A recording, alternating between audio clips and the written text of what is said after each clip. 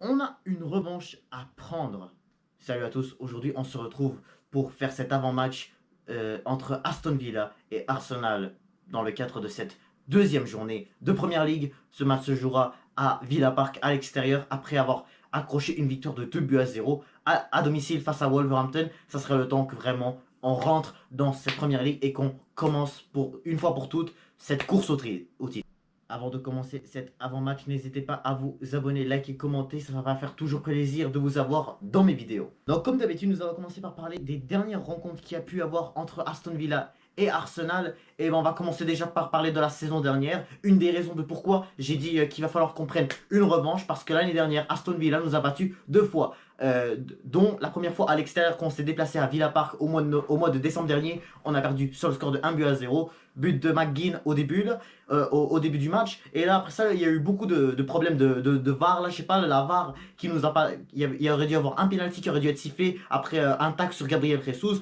Et aussi à la fin il y avait but de Havertz, mais au final, il n'a pas compté parce que Havertz l'a touché avec la main, mais avant aussi Matikash l'a touché avec la main. Donc ils auraient pu annuler le but et donner plutôt penalty pour les Gunners. Mais bref, et de l'autre côté, pourquoi je dis que c'est une revanche? Parce que Aston Villa, quand ils nous ont battus à l'Emirates au mois d'avril dernier, c'était en fait le match qu'il fallait pas qu'on perde. Parce que là, on l'a perdu. Pourquoi là, il fallait pas qu'on le perde? Parce que sinon, on aurait dû gagner. Parce que là, City était à ce moment-là premier devant nous. Il fallait qu'on batte Aston Villa pour qu'on puisse retourner à la première place pour de bon et que City et que pour au final le match en retard de Manchester City en fait ne serve à rien pour qu'il puisse redevenir premier là, et c'était face à Tottenham. Mais bref, ça c'était la saison dernière, mais en 2022-2023 on a pu quand même réussir à les battre 2 fois de reprise après même 2 erreurs de Emiliano, après que les 2 buts qu'on a pu marquer, c'est les 2 buts au final lors des 2 matchs où est-ce qu'on a marqué un but et que là au final c'était une erreur de Emiliano Martinez.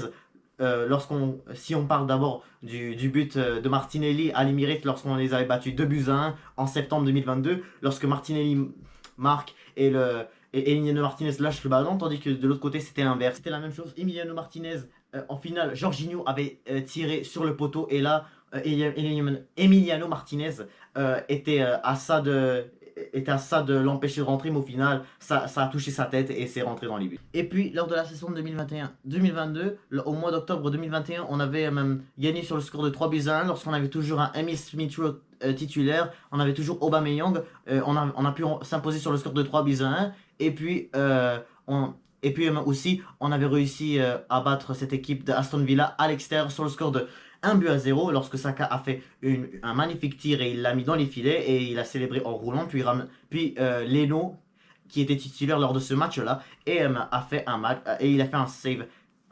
Il a fait un arrêt incroyable à la fin de cette rencontre. Alors maintenant c'est parti, nous allons parler de l'équipe que j'aimerais voir face à Aston Villa et je peux vous dire que l'équipe finalement m'a bien impressionné en regardant ce qu'ils ont pu proposer face à Wolverhampton. Mais si vous avez vu mon débrief la dernière fois après le match, je trouvais que c'était un match un peu moyen parce qu'il y avait des fois des choses qui n'allaient pas.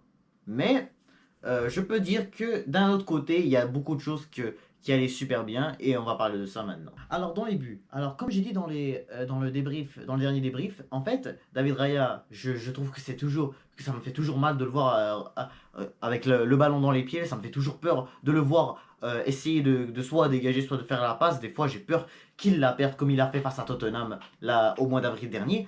Mais en tout cas, je trouve à part ça, même qu'il l'a très bien fait, mais au final, il a fait un bon match. Il a réussi à nous faire 2 très beaux arrêts pour empêcher cette équipe de Wolverhampton de mettre un but. Et je peux dire que vraiment, il nous a sauvés. Hein. Après, voilà, exemple, après, voilà, l'erreur de William Saliba, surtout, fallait vraiment que Saliba ne regrette pas son erreur. En défense centrale, oui, toujours la meilleure défense de la Ligue l'année dernière, et elle va toujours rester la même. Saliba, Gabriel, au final, cette défense m'a fait un peu stresser là, quand je regardais voilà l'erreur de Saliba, surtout vraiment c'était une erreur qui aurait pu vraiment coûter cher, mais heureusement voilà, comme j'ai dit tout à l'heure, Raya c'était sa journée. Mais bref, ça reste que pour moi la défense ne changera pas, hein. Je vais pas vraiment enlever Saliba juste pour une toute petite erreur, hein. Mais bref, Saliba, Gabriel, la défense elle change pas. Gabriel, ça fait toujours du bien de l'avoir dans le terrain. Il essaie vraiment de se battre pour que garder l'équipe. C'est vraiment le cœur de la défense. Gabriel va falloir vraiment qu'il nous fait garder le. Les latéraux. D'un côté, j'aimerais avoir Ben White qui n'a pas été très mauvais face à Wolverhampton, mais de l'autre côté, je voudrais voir vraiment, s'il vous plaît, je veux voir Calafiori. On ne l'a pas vu face à Wolf et vraiment, je veux le voir sur le terrain. Ça va faire vraiment, ça va me faire vraiment voir est-ce qu'il est capable de ne pas perdre les ballons. Vraiment, il est pas capable de ne pas perdre les ballons comme fait Zichenko. Il sera capable de nous mettre des buts, voilà, et surtout, j'espère qu'il va être vraiment un défenseur magnifique et qui pourra bien faire le rôle du latéral. Dans le milieu de terrain, j'aimerais avoir Martin Odegaard avec Declan Rice plus Thomas Partey. Alors oui, Thomas Partey m'a fait un peu inquiéter parce que voilà, il avait le ballon, il le perdait, il a fait vraiment une paire de balles. Enfin, pas horrible, genre il a fait une paire de balles qu'il fallait pas faire parce que là après cette paire de balles, ça aurait pu vraiment coûter cher.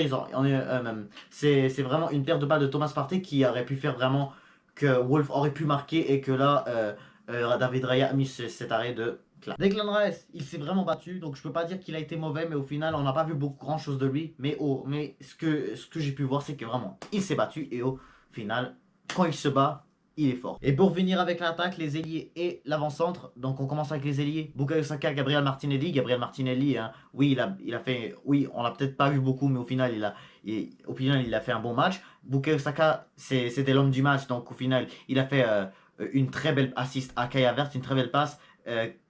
Et puis, bien sûr, il a mis le deuxième but. Vraiment, c'était un but exceptionnel. Et puis, l'avancement, ça doit être Kai Havertz s'il nous a mis le premier but. Puis, oui, ok, oui. Il a peut-être fait une performance horrible un petit peu là, avec les ratés qu'il a fait. Mais, mais au final, il faut lui donner un peu de confiance. Il nous a quand même mis le but. Des fois, ça peut arriver de rater. Là, mais au final, j'espère qu'il va pouvoir devenir plus fort. Là maintenant, ce qu'il faut qu'on fasse attention avec cette équipe de Aston Villa, c'est qu'au final, là, il faut d'abord que je mentionne, ils ont fait quoi le week-end dernier après, parce que là, avant, on a gagné 2-0. Mais ce qu'ils ont fait Aston Villa, juste après qu'on bat cette équipe de Wolverhampton, et bien ils ont affronté West Ham, exactement. Ils ont affronté cette équipe de West Ham United et Aston Villa l'a remporté sur le score de 2-1. Et puis, au final, quand on regarde voilà, cet effectif de Aston Villa, là, comment ils ont des joueurs aussi rapides. Un joueur qui s'appelle Amadou Onana, leur nouveau joueur, il est exceptionnel. Donc, au final, cette équipe de Aston Villa ne sera pas un club qui va rigoler, hein, surtout qu'on va aller se déplacer chez eux. La saison dernière, ils ont fait genre.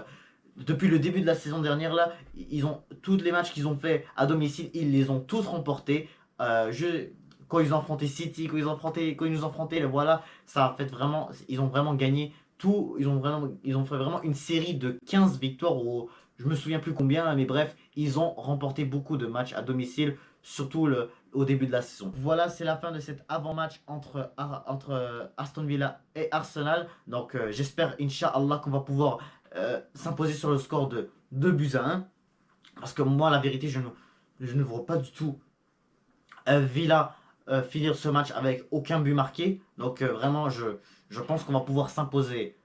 Pas facilement, hein, mais au moins peut-être, on va pouvoir peut-être s'imposer hein, pour qu'au final, on prenne cette revanche de l'année dernière. On va le faire, Inch'Allah. Inch'Allah, on va le faire. Donc, n'hésitez pas à vous abonner, liker, commenter. Et je vous dis à toutes.